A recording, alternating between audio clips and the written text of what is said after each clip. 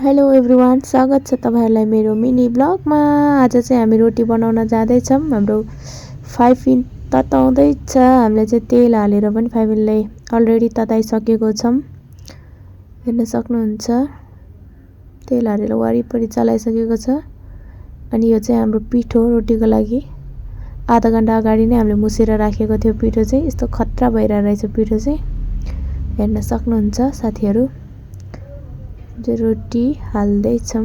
अब चाहिँ हरियो प्याजहरु पनि मिक्स गरेको छ। हरियो प्याजको स्वाद खत्रा आउँछ। अलरेडी हामीले रोटी पनि हालिसक्यो। अब रोटीलाई छोप्दिन्छौं। हेर्न सक्नुहुन्छ। अब चाहिँ हाम्रो एकछिन टाइम पास हुन्छ। अनि हेर्न सक्नुहुन्छ हाम्रो रोटीको चाहिँ कस्तो राम्रो कलर आइसकेछ। रोटीले चाहिँ पल्टाइसक्यो।